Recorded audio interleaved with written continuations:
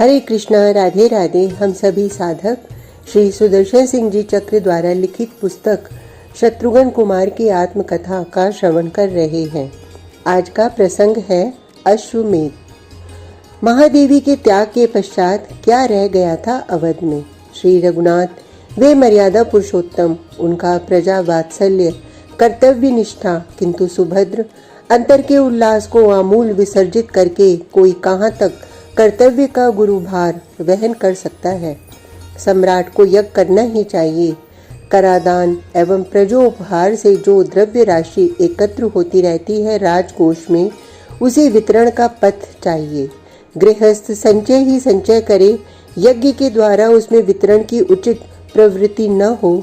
जिस जलाशय में जल आता ही है, प्रवाह निर्गत नहीं होता, उसकी विकृति अनिवार्य है। वह स्व पर सबके लिए निश्चय अस्वास्थ्यकर हो रहेगा। संचय जितना विशाल, वितरण की व्यवस्था भी तो उसी के अनुपात से महान होनी चाहिए। गृहस्थ यज्ञ करते हैं, सम्राट को अश्वमेध, रासूय, सर्वमेध यज्ञ प्रभृति महायज्ञ कर्तव्य मानने चाहिए। अयोध्या से महाराज का यज्ञ आमंत्रण आया था। तुम तो साथ गए ही थे सुभद्र।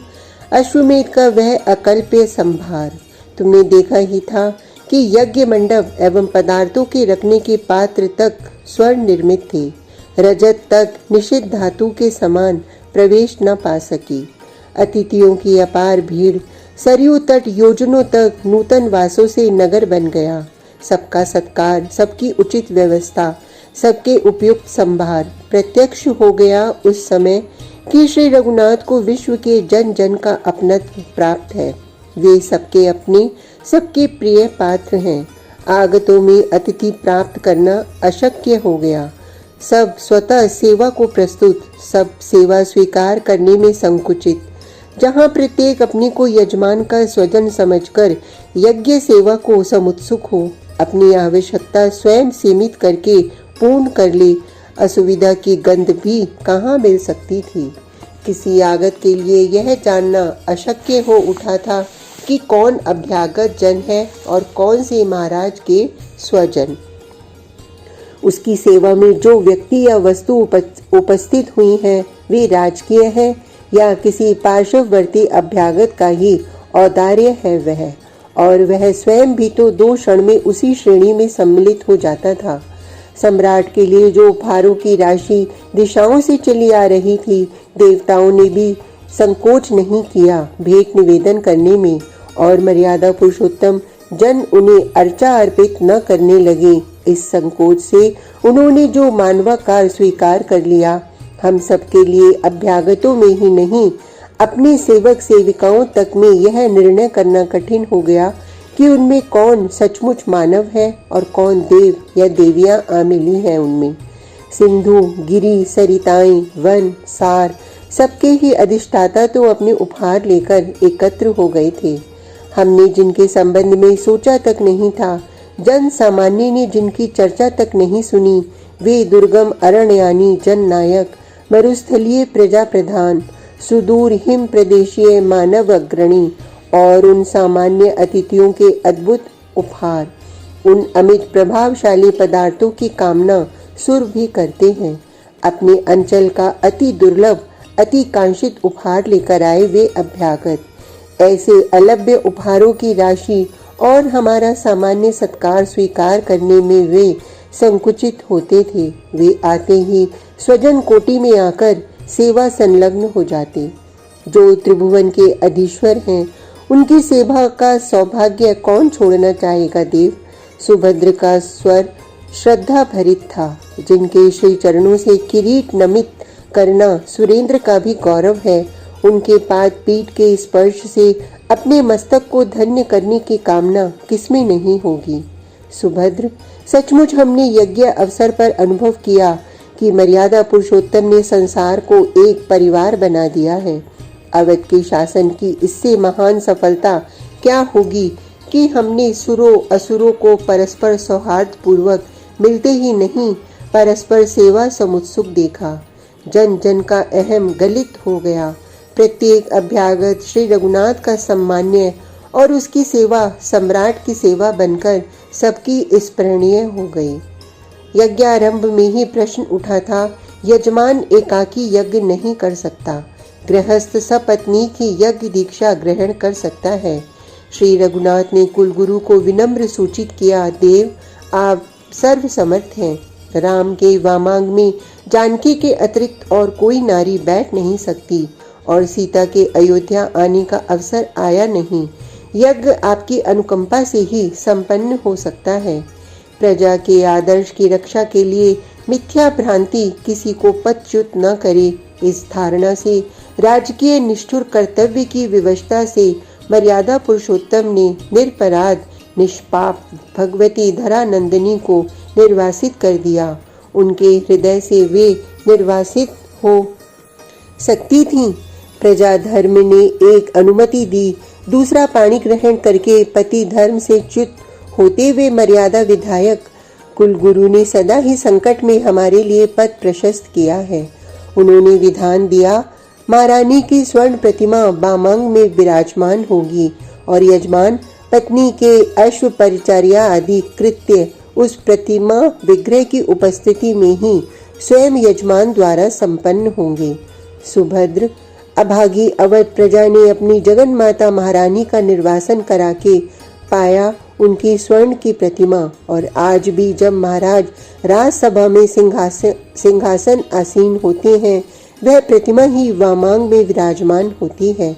उनके अंतःपुर में पूजित होती वह प्रतिमा और उनके अंतर में किंतु विषयांतर हो रहा है। सुभद्र रजनी के पद शीघ्रगामी हैं, ब्रह्म मुहूर्त समीप आ रहा है और हम अश्वमेध की चर्चा कर रहे हैं। मुझे अश्व का अनुगमन करने की सेवा प्राप्त हुई। अयोध्या की विजय वाहिनी एवं लंका की दशग्रीव की सेना की दर्प दलिनी कपि रीछ सैन्य मेरे साथ थी। श्री रघुनाथ मुझे सुयश देना चाहते थे, अन्यथा दिग्विजय तो उनके अमित प्रताप ने की। अधिकांश स्थलों पर अवध के सम्राट यज्ञ अश्व को अर्चना एवं अश्व के रक्षकों को अभ्यर्थना प्राप्त हुई। मानव नरेश ही नहीं, धरा के उपदेव नायकों ने भी अपना सौभाग्य माना अयोध्याधीश को अपना सम्राट स्वीकार करने में। अत्यल्प स्थलों पर शस्त्र ग्रहण करना पड़ा।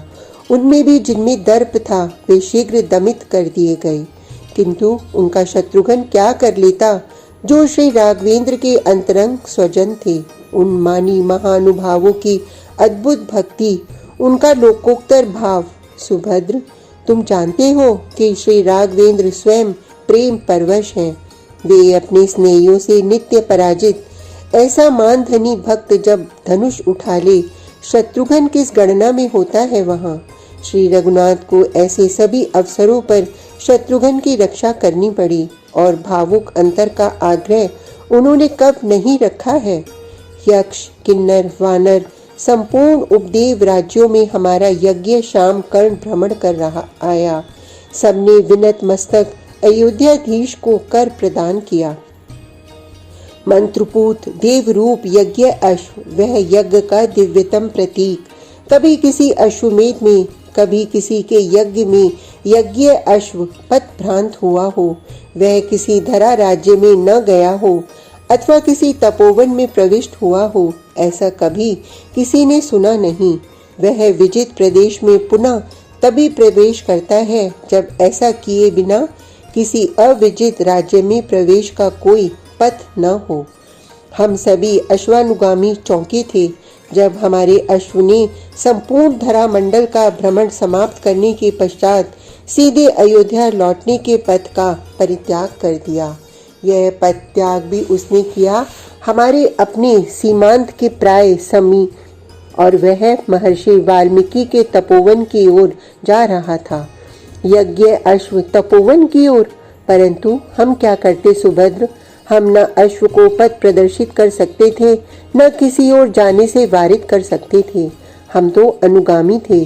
तुम्हें विदित है कि अश्व रक्षकों को अश्व की किसी गति में बाधा देने का अधिकार नहीं होता।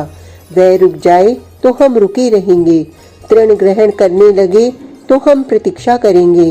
वह स्वेच्छा पूर्वक चलता रहे, उसकी स्वच्छंदता में बाधा न पड़े, इसलिए हम उससे कुछ पीछे ही अपने को रोके रहते थे।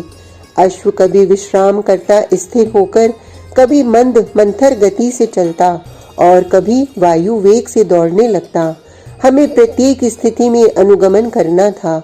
आतप, वर्षा, शीत, वायु, अश्व परिचर्या सुविधा देखकर कैसे संपन्न हो सकती है।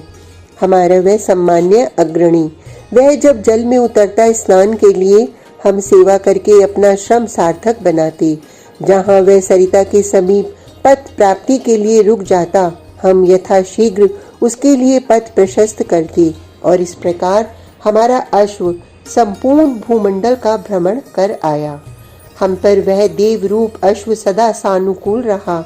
उसने स्वयं आतप, वर्षादि में विश्राम करके हमें विश्राम का अवसर दिया। उसने स्वयं ऐसे पथों को अपनाया जो हमारी विशाल वाहिनी के लिए सुविधाजनक हो सकते थे। वही दिव्य अश्व जब तपोवन की ओर चला, अवश्य कोई हेतु तो होना ही चाहिए था। आज का प्रसंग इतना ही। कल तक के लिए हरे कृष्णा, राधे राधे।